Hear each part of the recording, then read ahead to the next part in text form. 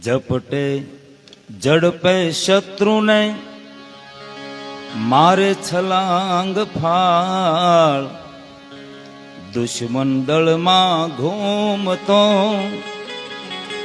વેગ તેગ વિકરાળ. કોઈ શત્રુવટ કરી ઘોડેસવાર થઈ નાસી છૂટતો હોય ત્યારે આ અશ્વને જરાક ઈશારો કરીએ ને મહારાજ તો શત્રુની પાછળ ઝડપથી દોડી એને ઝડપીને નીચે પછાડી નાખે. ગમે તેવા ભયંકર દુશ્મન દળને પણ ભેદવામાં આ અશ્વને ખાલી ઈશારો જોઈએ મહારાજ. અને જેવો ઈશારો મળે તરત મોટી ફાળો ભરતો દોડીને દુશ્મનના સૈન્યને ભેદી નાખે.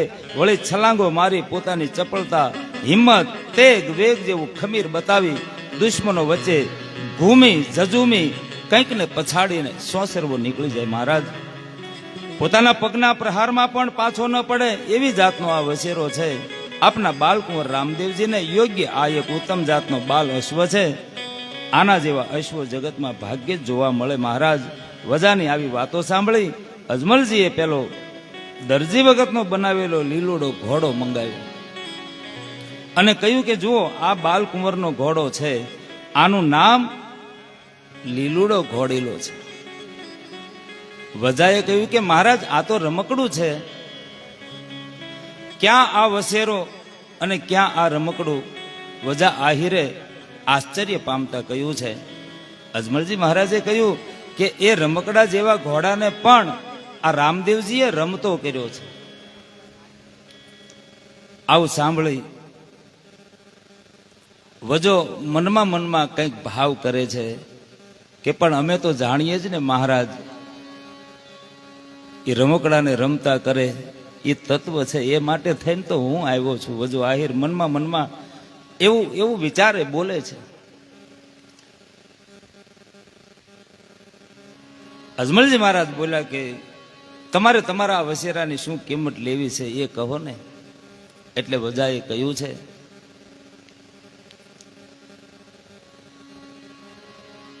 નવલખ સત ગુણ સમશ્યા કરો, નવલખ સદ ગુણ સમશ્યા કરો, બહુ બલવંતો બટુક વસેરો,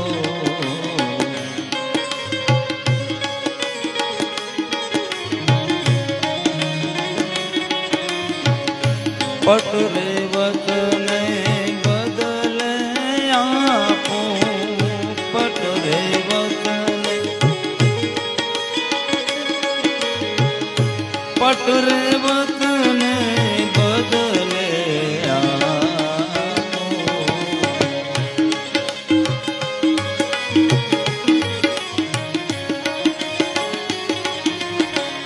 બટુકને સ્વીકારો બટુકને સ્વીકારો બટુકને સ્વીકારો.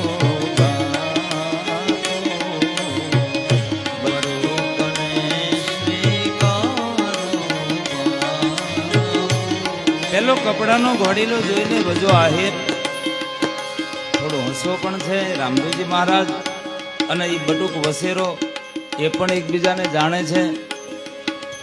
લીલા છે પરમાત્માની. રામદેવજી મહારાજનો એ ઘોડીલો બીજું કોઈ નહીં પણ ગરુડજીને જ્યારે તેડાવ્યા છે ત્યારે વજો આહિર ઘોડીલાનું સ્વરૂપ લઈ અને ગરુડજી મહારાજ રામદેવજીની સેવામાં ઉપસ્થિત થયા છે. મહારાજ મારે કિંમત દ્રવ્ય નાણાં જોઈતા નથી, મને આ લીલુડો ઘોડો આપો અને આ અશ્વનું નામ લીલુડો ઘોડો રાખો. કુંવર રામદેવજી ચમત્કાર વાળા છે, એમની પ્રશંસા સાંભળીને હું એમનો આસ્તિક થયો છું. મને આ કપડાનો અશ્વ આપો, એને હું મારે ત્યાં પધરાવીને પૂજા કરીશ.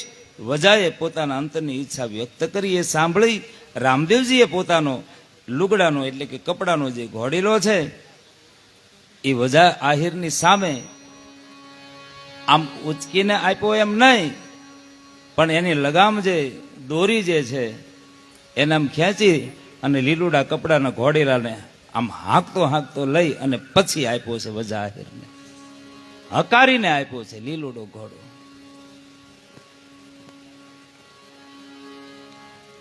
વસેરા પાસે જઈ એને પીઠ પર હાથ ફેરવતા તરત વસેરો નીચે નમ્યો છે એટલે છલાંગ મારી એના ઉપર મહારાજ રામદેવજી સવાર થયા. આ અદ્ભુત પ્રસંગ જોઈ અજમલજી, ભાઈ વિરમદેવજી, માં મેણાદે, દાસ દાસી, નર નારી સૌ કોઈને હરખ માતો નથી. બાલ કુંવર કરે રેવત સવારી, બાળ કુંવર કરે રેવત સવારી, બાળ કુંવર કરે રેવત સવારી, બાળ કુંવર કરે રેવત. હરખ્યા દાસ દાસી નર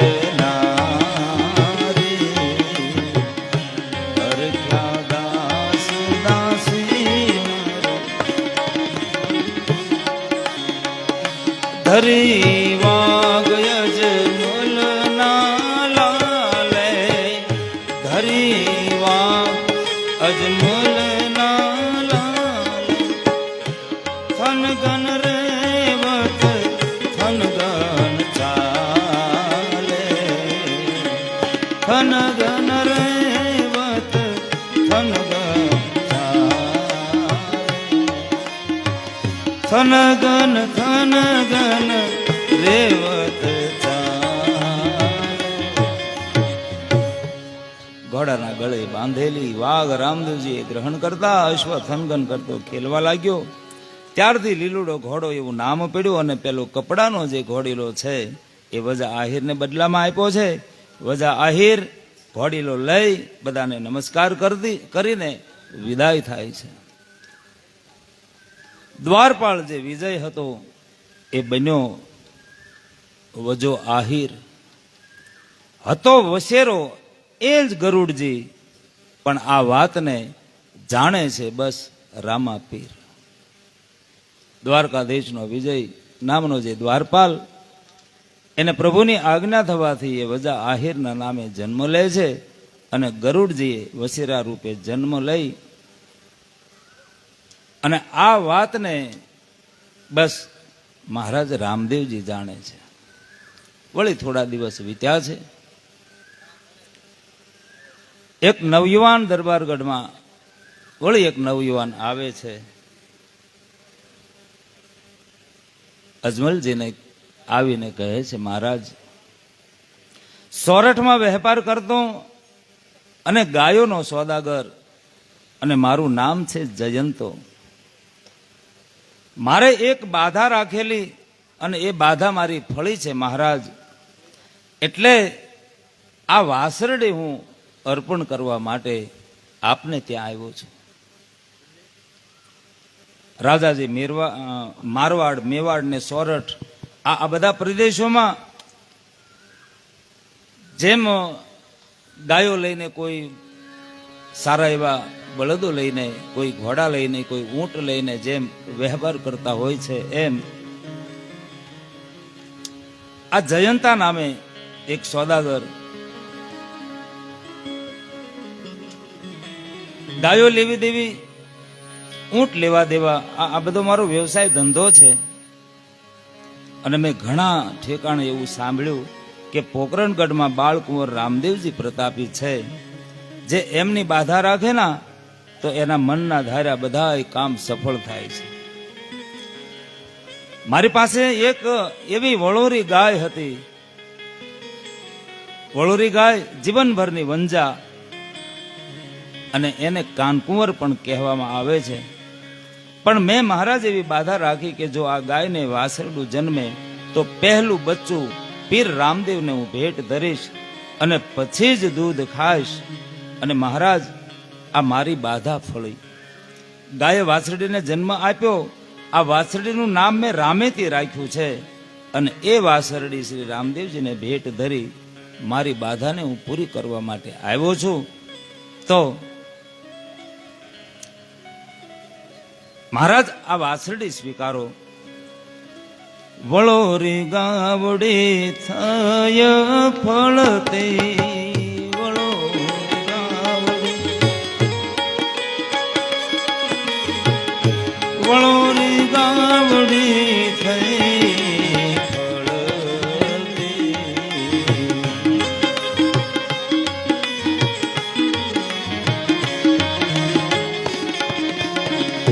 રામ પીરને બાધા ફળતી, રામ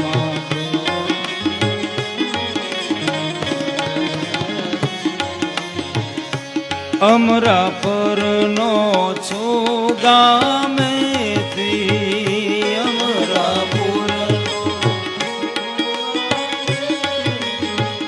અમરાપુરનો છું ગામેથી,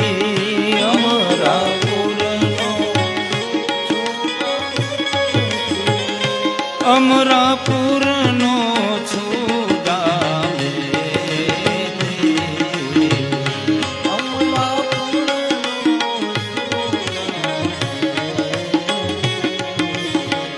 વાછડી ભેટ ધરું રામે, વાછડી ભેટ ધરું રામ. મહારાજ અમરાપુરનો ગામેથી છું, મારી આ રામેથી વાસળીની ભેટ તને સ્વીકારો અજમલજી. મેણાદેવ, રામદેવજી, વિરમદેવજી આ સોદાગરની વાત સાંભળી. હવે રામદેવજીએ વાસળી સામે જ્યાં દ્રષ્ટિ કરી છે, વાસળી એમની પાસે આવી માથું નમાવી ઊભી રહી છે. રામદેવજી અને વિરમદેવજીએ એ વાસળી માથે હાથ ફેરવ્યો છે. આ પ્રસંગ તથા સુંદર વાસળી જોઈ બધા લોકો ખૂબ પ્રસન્ન થયા છે. એનો ધોળો રંગ છે, કપાળમાં કંકુનો ચાંદલો હોય એવું મંગળ ચિહ્ન બધા ભાવપૂર્વક જોઈ રહ્યા છે. આ સોદાગર જયંતો દ્વારકાધીશનો દ્વારપાલ જયંત હતો. જેમ પહેલા ભગવાનનો દ્વારપાલ વિજય વજા આહિરના નામે આવીને વસેરો મૂકી ગયો હતો, એમ દ્વારપાલ જય આવીને રામેતી ગાય મૂકી ગયા. આ પ્રમાણે શ્રી રામદેવજી મહારાજની લીલામાં વારાફરતી ક્રમ પ્રમાણે બધા સહભાગી થવા માંડ્યા છે. સમય વ્યતીત થતો જાય છે અને એમ કરતા કરતા મહારાજ અજમલજીના દરબારમાં ફરિયાદો વધી છે. કોઈ પણ આવીને કહે, મહારાજ હવે અમે ત્રાસી ગયા છીએ, મહારાજ હવે અમને ભૈરવના ત્રાસથી બચાવો. આવા જુદા જુદા અનેક જે કંઈ પીડાઓ માણસોની છે મહારાજ પાસે વ્યક્ત થાય. રામદેવજી મહારાજ આ બધી વાતને સાંભળે કે આ ભૈરવનો ત્રાસ જે વધતો જાય છે, હવે એની વ્યવસ્થામાં કંઈક વિચારવું રહ્યું. અજમલજી મહારાજ પાસે રામદેવજી કહે છે કે પિતાજી અમને આજ્ઞા આપો, અમે બેઉ ભાઈ જઈએ. અને અજમલજી મહારાજે કહ્યું કે નહીં, ઠાકર બધું સારું કરશે, થોડી ધીરજ રાખો, ઠાકર બધું સારું કરશે, થોડી ધીરજ રાખો. આવી રીતે કહીને એક વાત્સલ્ય ભાવથી જેમ અયોધ્યામાં વિશ્વામિત્ર આવ્યા છે ત્યારે મહારાજ દશરથજી જટ દઈને રામજી અને લક્ષ્મણજીને સાથે જવાની અનુમતિ નથી આપતા, એમ એક એક ભાવ છે પિતાજીનો. રામદેવજી મહારાજે સંકલ્પ કર્યો છે કે આ ભૈરવનું કંઈક તો કરવું જોઈએ જેથી કરીને પ્રજાને સુખ મળે. અને એ માટે તો અવતાર છે. અધર્મની જે વૃદ્ધિ થઈ છે, ધર્મની સ્થાપના માટે પરમ તત્વ આ ધરા ઉપર આવે છે. હવે આ ભૈરવ બાબતમાં એક બે મત પ્રવર્તે છે, પણ અહીંયા ગ્રંથકાર કહે છે કે હાલમાં જે પોકરણ શહેર છે, જે સમયે એ પોકરણથી ઉત્તર દિશામાં એક સાથલમેર નામે નાનું એવું ગામ વસેલું, એની ઉત્તર પૂર્વમાં એક સરસ મજાનો ઋષિનો આશ્રમ છે. ઋષિના તપોબળથી આજે પર્વતીય વિસ્તાર છે બધો ખૂબ રમણીય બન્યો છે. આગળની પદ્ધતિ પ્રમાણે ઋષિ આશ્રમ ચલાવે, જેમાં દૂર દૂરથી રાજકુમારો કે રાજકુમારીઓ સહિત અનેક યુવાન અને યુવતીઓ અભ્યાસક્રમ માટે અને પહેલાનું તો ગુરુકુળ એ વ્યવસ્થામાં જ હતું કે ત્યાં વિદ્યા માટે મોકલવામાં આવતા હતા. એવી રીતે આ ઋષિ આશ્રમ ચલાવે. સરસ મજાનું પવિત્ર વાતાવરણ છે. દૂર દૂરથી અભ્યાસ માટે અનેક યુવક યુવતીઓ ત્યાં આવે છે. એમાં એક વખત સાથેલ મેરથી એક યુવાન આવી ચડે છે. આશ્રમના બધા સેવકો અતિથિ માનીને આવકારે છે, આશ્રમમાં રાખે છે. ગુરુજીએ કહ્યું કે તારો બહુ લાંબો પરિચય છે નહીં ભાઈ, એટલે આશ્રમમાં રહેવું બરાબર નહીં. પેલો યુવક એમ કહે છે કે આપ તો ઋષિ છો અને મેં ખૂબ તમારા પ્રત્યે સાંભળ્યું છે, તો મને આપ કંઠી બાંધો, મને શિષ્ય બનાવો. ગુરુજીએ કહ્યું કે એ તો શક્ય નથી, હાલ શક્ય નથી. થોડો સમય આશ્રમમાં રહો, થોડો સમય તમારી માનસિકતા, તમારું વર્તન આ બધું જોઈને પછી નિર્ણય ઉપર આવી શકાય. એમ ગુરુ બનવાની ઉતાવળ નથી. પેલા યુવકનો અતિ આગ્રહ હતો એટલે ત્યાં રોકાય છે. પણ મલિનતા લઈને આવેલો માણસ, માનસિકતા જેની વિકૃતિ અને જેવી જેની ભાવના હોય છે, એટલે આ યુવાન, ત્યાં તો કન્યાઓ અને યુવકો બધા જ વિદ્યા અભ્યાસ કરે છે, એમાં એક કુમારિકા સાથે અપ્રત્ય કરી બેસે છે. પેલી કુમારિકા અતિ રડે છે. ગુરુ મહારાજ પાસે આવીને કહે છે કે બાપજી હવે હું શું કરું? આત્મહત્યા એ જ મારો ઉપાય છે. હયાફાટ રદન કરે છે, રડી રડીને ગુરુજીને કહે છે કે મારું સર્વસ્વ લૂંટાઈ ગયું ગુરુદેવ, આ દુનિયામાંથી મારે હવે વિદાય લેવી પડશે, આમાં મને કોણ બચાવે? ગુરુદેવે માથા ઉપર હાથ મૂકી વાત્સલ્ય ભાવે કહ્યું, બેટી દરેક પ્રકારે તારું રક્ષણ કરવું એ મારું કર્તવ્ય છે, અને તારું રક્ષણ કરવાનું એ સામર્થ્ય પણ તારા ગુરુદેવમાં છે. માટે રડવાનું બંધ કરીને શું બીના બની છે એ સત્ય જણાવ.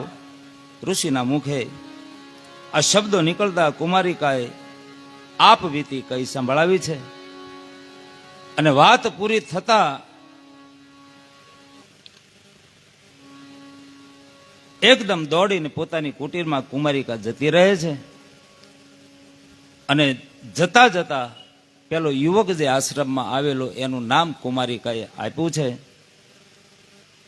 અને ઋષિએ, ગુરુજીએ ધ્રુજતા હાથે કમળમાંથી પાણી અંજલિ ભરી, મંત્ર ભણી, માનસિક સંકલ્પ કરી અને એ પાણી પેલા યુવક ઉપર છાંટ્યું છે. પેલો વૈશ્ય નતમસ્તકે ગુરુદેવને આજીજી કરે છે. ગુરુદેવ મારી મતિ ભ્રષ્ટ થઈ, હું સંયમ ગુમાવી બેઠો, મારાથી ભૂલ થઈ છે, અઘટિત થયું છે, એની સજા મને મળવી જોઈએ, પણ આટલી મોટી સજા નહીં. તમે જુઓ મારું શરીર, પેલી અંજલિ જ્યાં છાંટી છે તો એકદમ કદરૂપું શરીર બન્યું છે, એકદમ કાળું શરીર થઈ ગયું છે, અને તદ્દન વિકૃત આ શરીરથી આ પરિસ્થિતિ મને ગામમાં બધા હળધૂત કરશે, મને કોઈ ગામમાં બેસવા નહીં દે. આટલી બધી આકરી સજા ન કરો.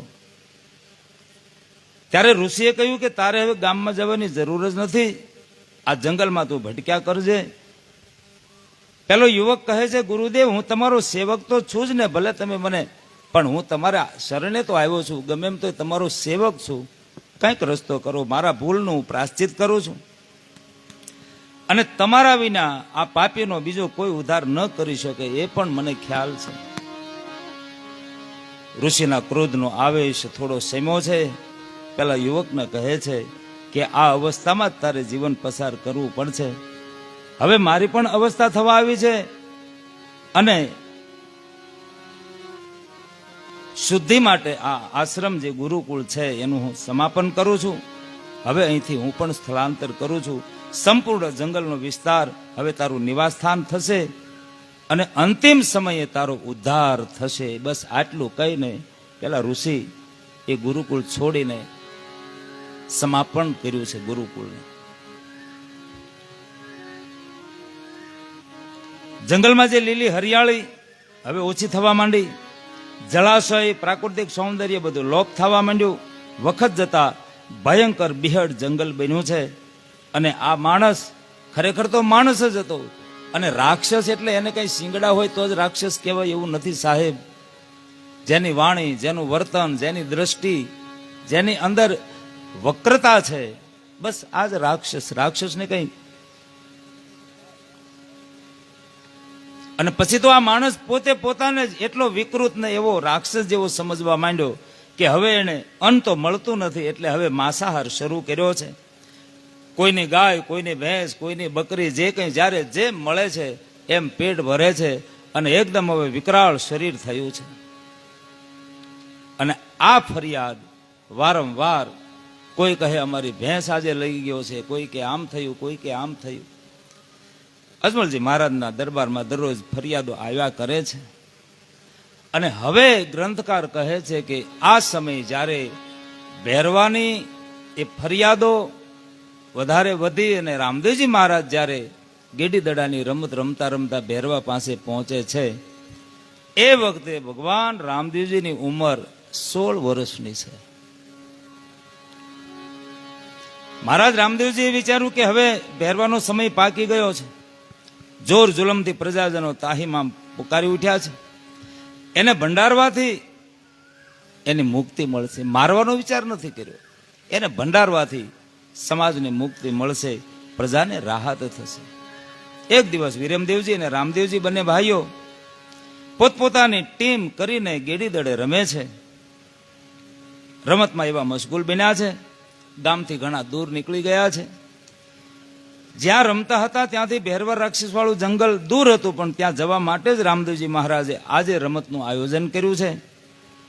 બંને ટોળીના સાથીદારોને સંબોધી રામદેવજી કહે છે કે આજે આપણે બહુ દૂર સુધી આવી ગયા છીએ અને જુઓ આ બાજુ જંગલ છે, ત્યાં ભેરવો રાક્ષસ રહે છે, એટલે કોઈએ પણ દડાને એ બાજુ જોરથી ફટકારવો નહીં, જેથી દડો જંગલમાં ઘૂસી જાય. આ શરતનું પાલન દરેકે કરવાનું. છતાં જો કોઈ શરત તોડશે તો જેણે દડો નાખ્યો હશે જંગલમાં એને લેવા જવું પડશે. આવી ખુદ રામદેવજીએ શરત મૂકી છે. આવી આકરી શરત સાંભળી બધા સાવધાન થઈને ખેલે છે. અને હવે ધીરે ધીરે ધીરે ધીરે ધીરે ધીરે રામદેવજીને વારો એટલે કે દાવ લેવાનો વારો આવ્યો છે. એક બે વખત દડાને હળવે હળવે હળવે હળવે પેલો કરી અને જોરથી ગેડી ફટકારી છે દડાને, અને દડો સીધો જ જંગલમાં દૂર સુધી અંદર જઈને પડ્યો છે. બંને ટોળીના સાથીદારો રામદેવજીને કહેવા લાગ્યા કે અરે, તમે બનાવેલી શરત અને તમે જ પાછી તોડી નાખી, હવે જાઓ તમે દડો લઈ આવો. રામદેવજી કહે કે પણ ત્યાં તો પેલો રાક્ષસ છે, હું કેમ જાઉં, મને તો ડર લાગે. તો પેલા છોકરાઓ બળમાં આવ્યા. એ કે એમ નહીં, શરત તમે કરી હતી ને હવે તમે પાછા એમ ન પાડો, એવું ન ચાલે, તમારે જ જવું પડશે. રામદેવજી કે પણ મને તો ડર લાગે, હું કેવી રીતે જાઉં, ત્યાં તો રાક્ષસ છે. આ પરમાત્માની લીલા છે. રામદેવજીએ કહ્યું પછી છેવટે કે સારું ભાઈઓ, તો તમે બધા હવે તો અંધારું થવા આવ્યું છે, દડો લેવા જાઓ તો મને વિલંબ પણ થાય, એટલે તમે બધા હવે ઘરે જાઓ અને હું દડો લઈ, મેં શરત કરેલી છે એટલે હું દડો લઈને પાછો આવીશ.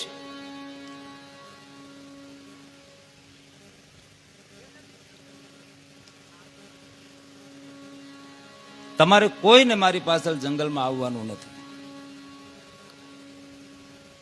તમારા માતા પિતા ચિંતા કરે, બધા બાળકોને મોકલે છે. વિરમદેવજીએ કહ્યું કે ભાઈ હું સાથે આવું. રામદેવજીએ કહ્યું કે નહીં ભાઈ, તમે પણ ઘરે પહોંચો, માં ચિંતા કરશે, હું દડો લઈને આવીશ. રામદેવજી મહારાજ દડો લેવા જંગલમાં જાય છે.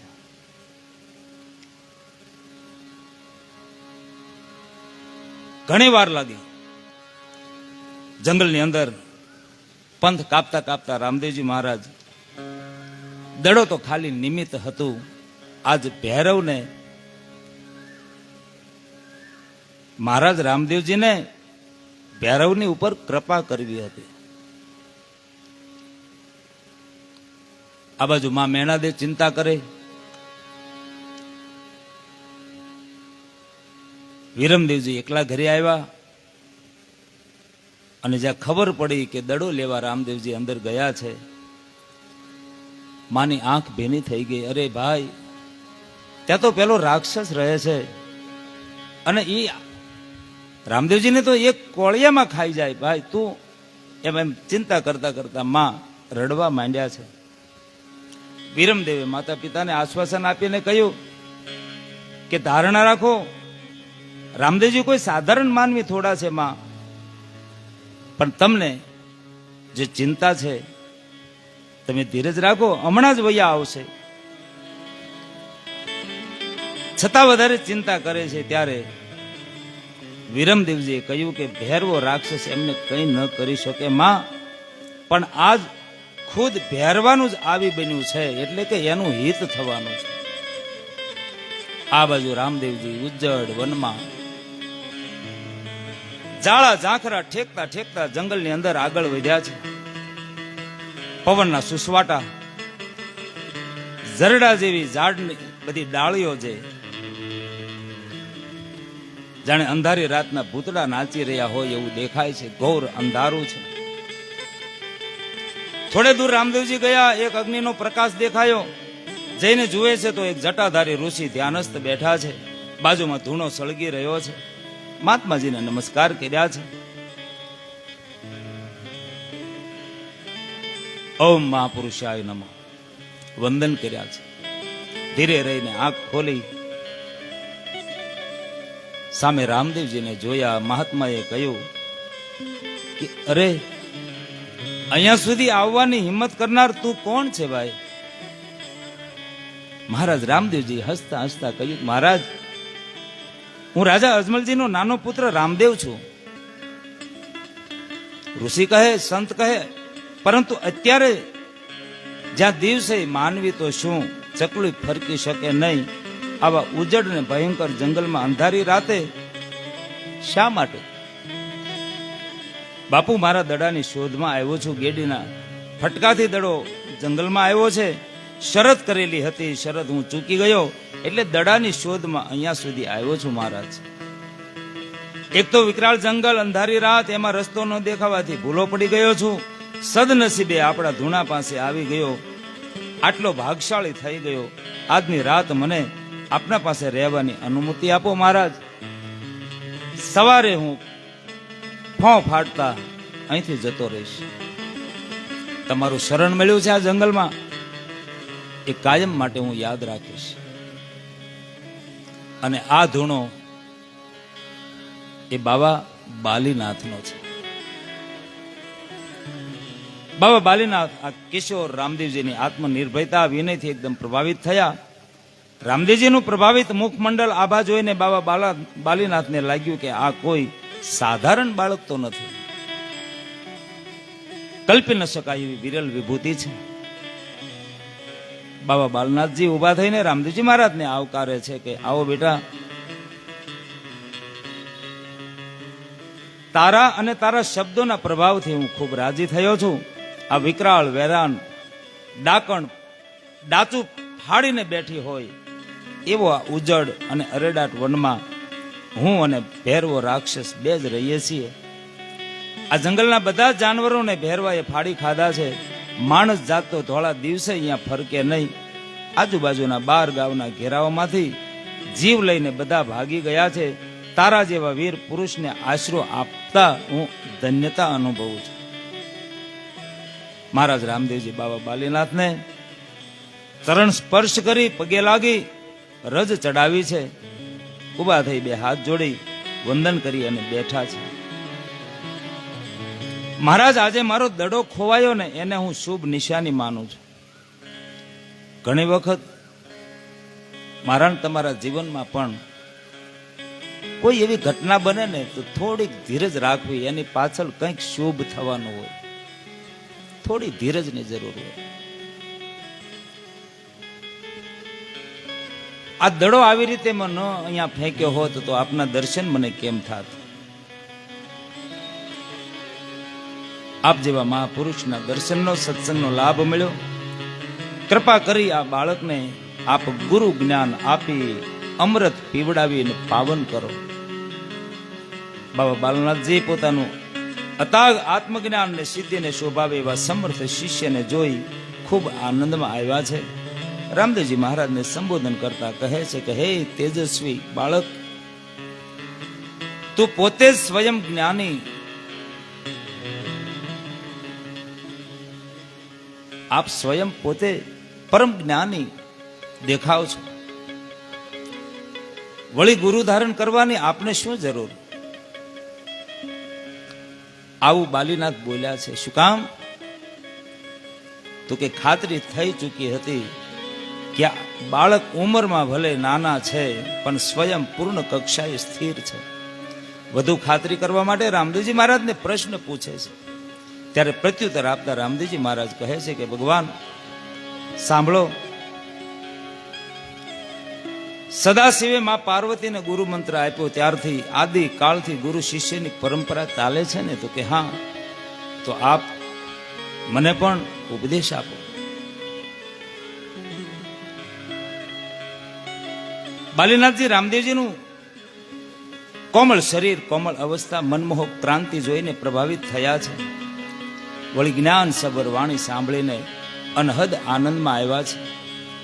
ગુરુ મહિમાનો મહિમા વર્ણન કરતા કહે છે ભગવાન સદાશિવે માતા પાર્વતીને ગુરુ મંત્ર આપ્યો ત્યારથી આદિકાળથી ગુરુ શિષ્ય પરંપરા ચાલી આવે છે. ભગવાન રામે પણ ગુરુ ધારણ કર્યા. પૂર્ણ પુરુષોત્તમ ભગવાન કૃષ્ણએ પણ ગુરુ ધારણ કર્યા. રાજા જનક જેણે વિદેહી અવસ્થા પ્રાપ્ત કરી હતી છતાં નિજ જ્ઞાન માટે ગુરુ ધારણ કર્યા છે. બધી જ વિદ્યાઓનું જ્ઞાન પ્રાપ્ત કર્યા પછી પણ ગુરુ વિના આત્મજ્ઞાન પ્રગટ થવું અસંભવ છે. એનું ઉદાહરણ 64 વિદ્યાના પારંગત એવા નારદજીના જીવનમાંથી મળે છે. નારદજી તો ચારે વેદના જાણકાર હતા. ઇતિહાસ, પુરાણો, પિતૃકર્મ, વેદોના વેદ, વ્યાકરણના જાણકાર હતા. ઉપરાંત ગણિત શાસ્ત્ર, તર્કશાસ્ત્ર, નીતિશાસ્ત્ર, ભક્તિશાસ્ત્ર, જ્યોતિષશાસ્ત્ર, ભાગ્ય વિજ્ઞાન, વિધિ જ્ઞાન, ધનુર્વિદ્યા, 5 તત્વોની વિદ્યા, ગીત, સંગીત, નૃત્ય, આ બધી વિદ્યામાં પારંગત હોવા છતાં આત્મજ્ઞાન માટે એક માછીમારને ગુરુ કર્યા છે. અહીં એ પણ સ્પષ્ટ થાય છે કે ગુરુની જાતિ ઊંચ કે નીચ એવું નથી. ગુરુજી વર્ણા વર્ણી નહીં,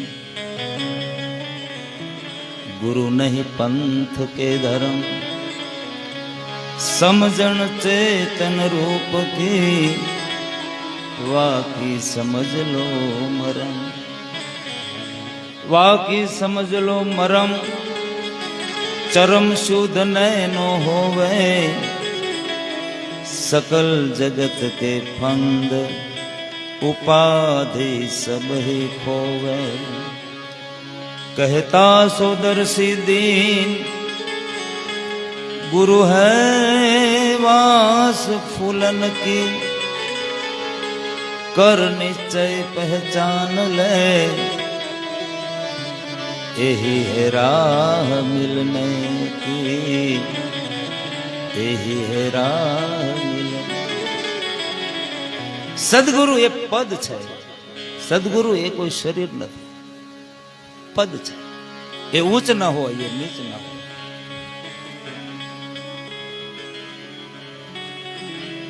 જાજલી નામના મહાન તપસ્વી મુનિ આત્મજ્ઞાનીની પ્રાપ્તિ માટે સંસારમાં રચ્યા પચ્યા રહેનાર એવા એક તુલાધાર નામના વૈશ્ય પાસે ગયા છે. અરે વેદોના રચયતા વેદ વ્યાસના પુત્ર સુખદેવજી તો ગર્ભથી જ જ્ઞાની હતા, છતાં ગુરુ ધારણ કર્યા હતા. ગુરુ પરંપરા એ તો આદિ અનાદિની છે. અને એ ગુરુ પરંપરા જે છે એ ધર્મનો મુખ્ય આધાર સ્તંભ છે. નુગરા રહેવું એ મહાપાપ વહોરવા જેવું છે. અને એકલા હાથે હાથે આપણે ગમે એટલું કરીએ તો એનાથી કર્મથી છૂટાતું નથી, પણ એનાથી કર્મમાં બંધાય જવાય છે. હાથે હાથે ભક્તિ કરતા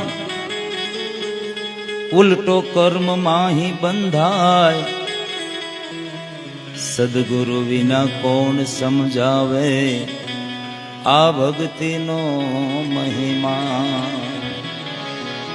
હાથે હાથે હાથે હાથે ન થાય સાહેબ. કોઈને સોંપવું પડશે આપણું મન. જ્યાં સુધી આ મન આપણા પાસે અકબંધ છે ત્યાં સુધી પરિણામ આવે એવું નથી. અવતારોએ પણ એ વાત સાબિત કરી. મને ને તમને સંદેશો આપો, નહીતર ભગવાન રામચંદ્રજી વશિષ્ઠ પાસે ભણવા શું કામ જાય? અલ્પકાલ વિદ્યા સબ પાઈ. તરત જ બધી વિદ્યા પ્રાપ્ત કરી છે, પણ ગુરુના શરણે જઈને. આપણે કદાચ 50 લાખની 4-વ્હીલ ગાડી લઈ લો અને જો લાયસન્સ કાગળિયા વિના રોડે નીકળીએ ને તો આપણી 50 લાખની હોય તોય દંડ ભરવો પડે, ભલે ને આપણી ગાડી હોય. લાયસન્સ વિના ઉજાગરો રે સાહેબ. સદગુરુ ની છાયા એ આપણા જીવતરનું લાયસન્સ, એટલે એને મોર છાપ કહેવામાં આવ્યું. મોર છાપ મારા ગુરુદેવે આપે. આ તો પૂર્વના પટ્ટા લખાયા. મોરાર સાહેબ રવિ ગુરુ ચરણે. અને અત્યાર સુધી કોઈ પણ બોલ્યા છે તો ગુરુ ચરણે બોલ્યા છે. જે બોલ્યા છે ગુરુ ચરણે.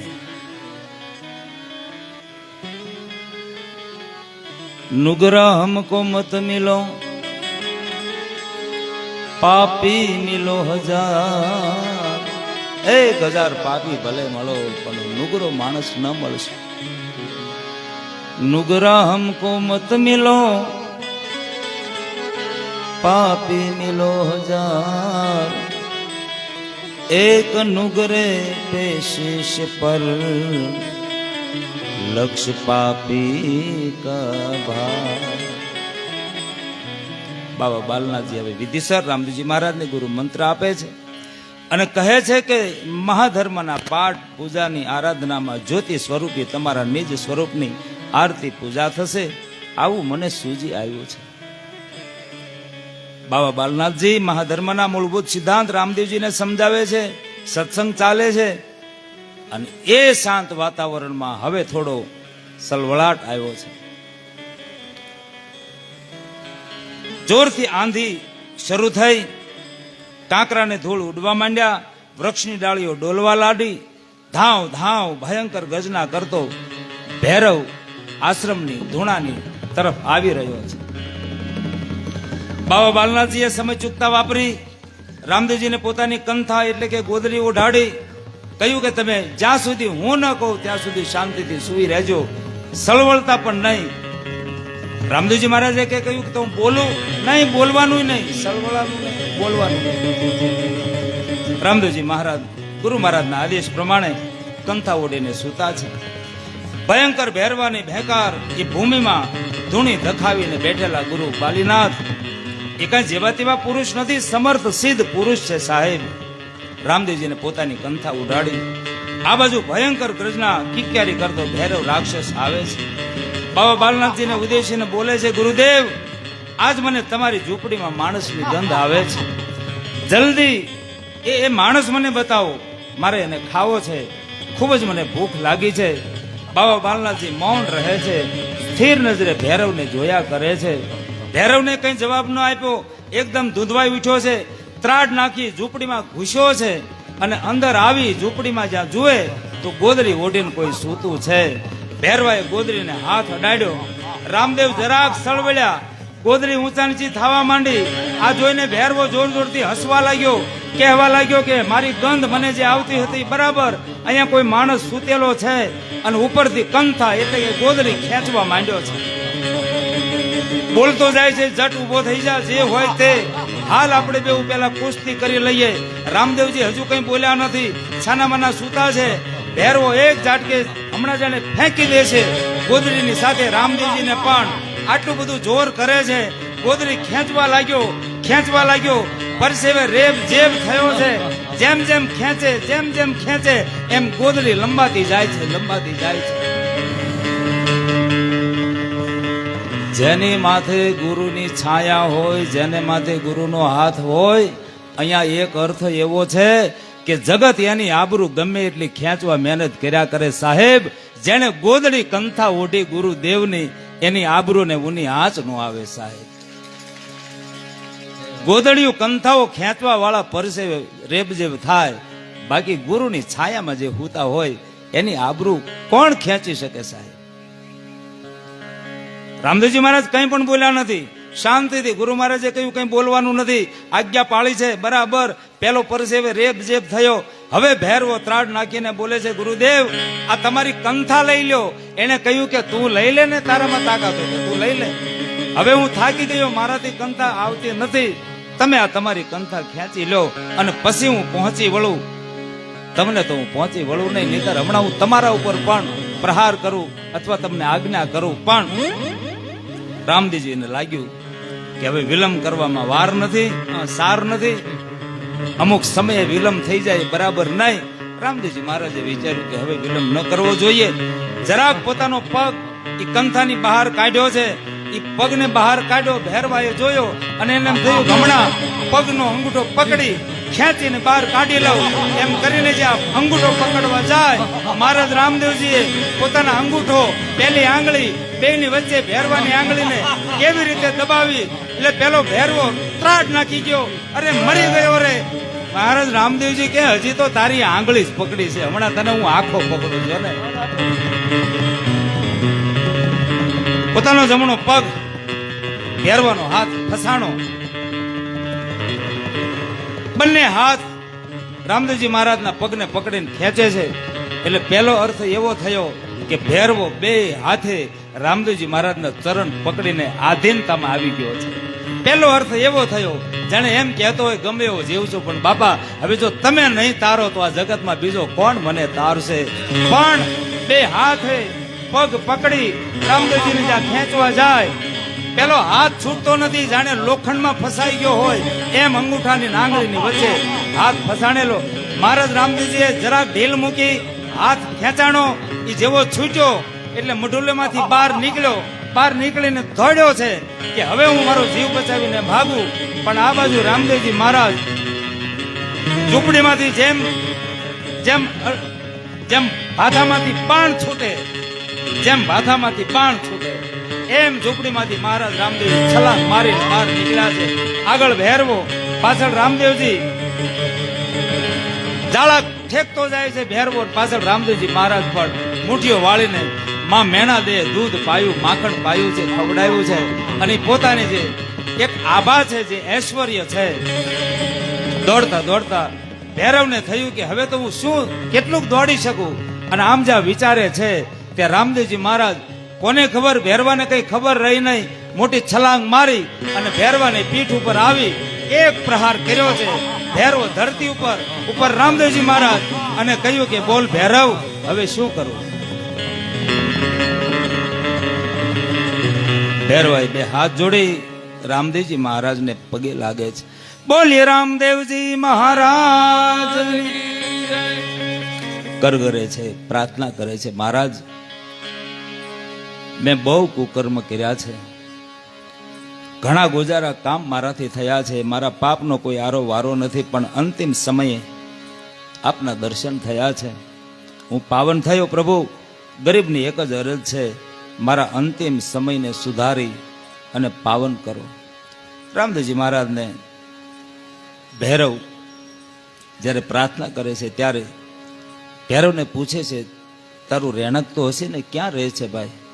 ચાલો મહારાજ મારી ઝૂંપડી કહો તો ભલે, મારી ગુફા કહો તો ભલે, આપ પધારો. રામદેવજી મહારાજે કરુણા કરી છે, ગુફામાં લઈ જાય છે. રામદેવજી મહારાજને આસન ઉપર બેસાડ્યા છે, ચરણ સ્પર્શ કર્યો છે, પૂજા કરી છે, પ્રાર્થના કરી નમ્ર ભાવે આજીજી કરતા કહે છે પ્રભુ આપના મૂળ સ્વરૂપના મને દર્શન કરાવો, મારી સદગતિ થાય. અંતિમ સમયે આપના દર્શન થયા છે એની જગતને પણ જાણ થાય. ત્યારે ભગવાન રામદેવજી ભૈરવાને પોતાના મૂળ સ્વરૂપના દર્શન આપી અને વચન આપે છે કે સાંભળ ભૈરવ,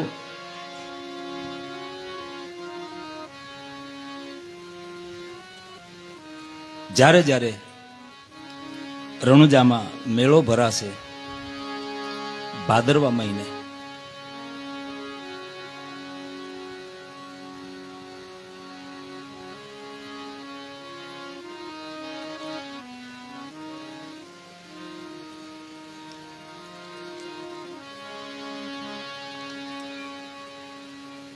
જ્યારે મન ખયોરી જડી લગ જાસી જીયો, ઘણી ઘણી ખમ્મા મારા રણુજા નારાયણ, ઘણી ઘણી ખમ્મા મારા, ઘણી ઘણી ખમ્મા મારા રણુજા નારાયણ, ઘણી ઘણી ખમ્મા મારા રણુજા નારાયણ. મહરે ભાદર વેરુણી છે મેલા ભારી હોસી, મહરે ભાદર વેરુણી છે મેળા ભારી હોસી, મન ખ્યોરી જડી લગી જાસી જીયો, ઘણી ઘણી ખમ્મા મારા રણુજા નારાયણ, ઘણી ઘણી ખમ્મા મારા રણુજા નારાયણ. મહાધર્મનો બહોળો પ્રચાર થશે જે સમયે મારા સ્વધામ ગયા પછી લોકો રામદેવને દેવ તરીકે માનશે, પ્રસાદ ધરશે, એમાં તને પણ સ્થાન મળશે. હે ભૈરવ, દસમ મારી ભૈરવ અગિયારસ થારી,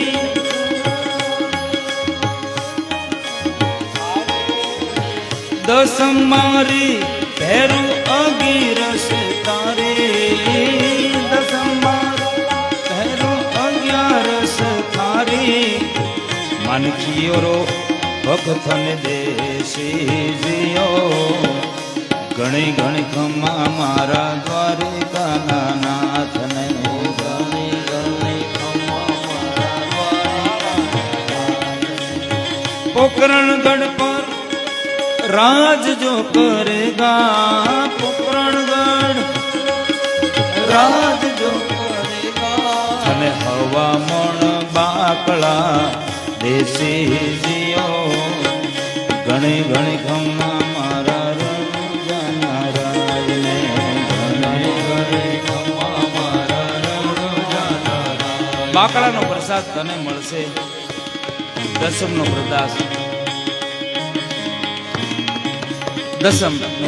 પ્રસાદ મને ચડાવશે, 11નો પ્રસાદ તને ચડશે. તારું નામ પણ મારા સાથે આ જગતમાં અમર રહેશે. મહારાજના આદેશથી ભૈરવો આસન વાળીને બેસી ગયો છે, અને અંત સમયે ભગવાન રામજીના દર્શન થયા છે, અને એ ગુફાને મહારાજ રામદેવજીએ ભૈરવને ત્યાં ભંડારી એની અંતિમ ઈચ્છા પૂરી કરી છે. બોલી રામદેવજી મહારાજ. વચ્ચે 2-5 મિનિટનો વિરામ, અને ત્યાર પછી આપણે આગળની કથામાં પ્રવેશ કરીએ.